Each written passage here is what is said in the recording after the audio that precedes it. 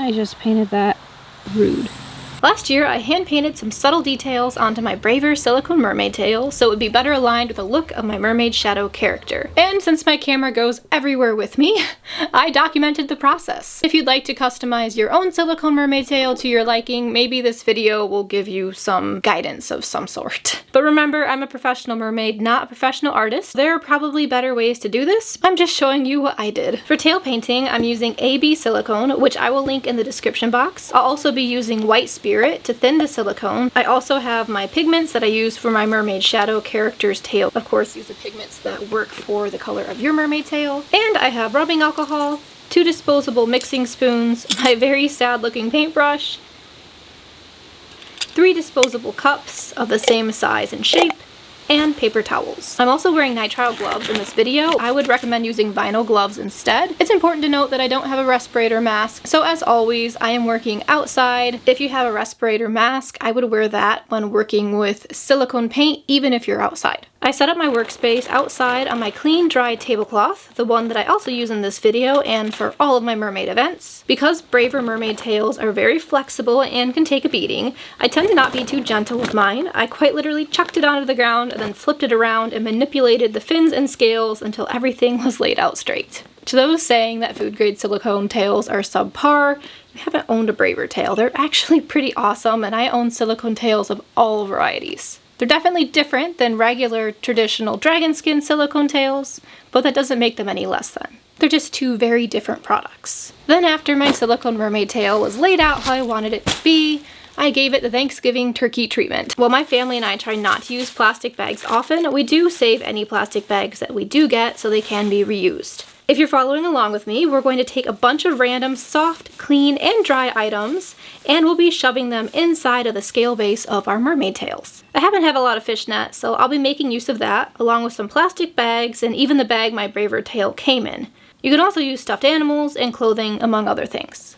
It's important to be gentle when shoving things into your tail, and important not to overstuff it, as both can result in damage to the tail if you're not careful. While you watch this little montage of me shoving things into my silicone mermaid tail, feel free to leave a comment telling me what you collect so much of that you could theoretically stuff into your tail and fill it up. For me, it would be egg-shaped items. I have found that I have way too many of those. Once my tail was at the point where it looked like the general fullness of my body, I went ahead and gave it a good cleaning. To do this, I used rubbing alcohol and a paper towel to wipe away some of the dirt and grime on the areas that I would be painting. This helps to ensure that the silicone paint binds to the silicone on the tail and not the layer of dirt or grime. I cleaned my tail right before mixing my paint, so I had as much time to work with the paint as possible before it started to thicken. So now that the areas I'm working on are clean, I'm going to mix together 1 batch of silicone paint in the color I want to start with. To do this, I used equal parts A and B with the white spirit. First, I measured out the amount of silicone part A that I needed. I poured this into a clear plastic cup that's the same size and shape as the other cups I'm using. One of the plastic spoons was used to help me scoop the thick liquid out of the container. I made sure to put the cap back on after doing this, of course. Then I measured out silicone part B into a separate cup of the same shape and size using my other clean spoon to help the liquid flow. For getting an equal amount, I used the amount of liquid rather than the weight of the liquid as the determining factor. Then I used a shell that I found in the river to gather a small amount of pigment out of my bag and dumped it into the silicone part B cup, where it was partially mixed into the part B liquid. Too much pigment can cause issues with the silicone curing, so I tend to go with a less is more approach. After that, I measured the amount of white spirit that I wanted to pour into the 3rd cup of the same size and shape as my other cups. I tried to use the same amount of white spirit as I used for part A silicone or part B silicone. Now for the fun part. I poured part A and the white spirit into the part B cup, careful to get as much as possible out of each cup into the part B cup. Mixing this was so satisfying, although I'm not gonna lie, the white spirit really stinks and I really could have done without that. This shot would have been much more satisfying if I had actually gotten the cup in frame. Oops.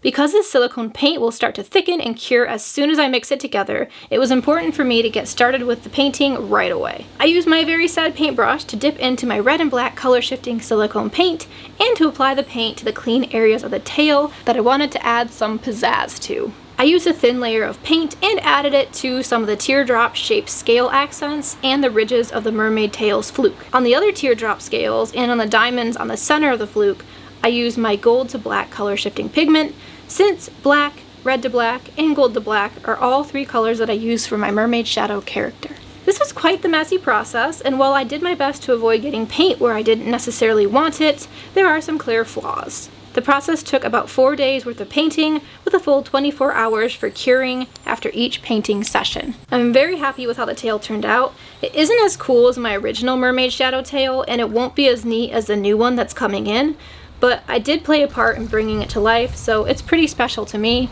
And for now, it'll work as a great substitute while my super unsafe Mishi Fin's tail kind of just like rests and takes a break from trying to drown me for a bit. Even when my new handmade custom tail comes in, I'll probably still use this tail for certain mermaid events, especially ones that require travel, because the Braveeer tails are just so great for traveling with. And I really like how this one turned out. It's so goth.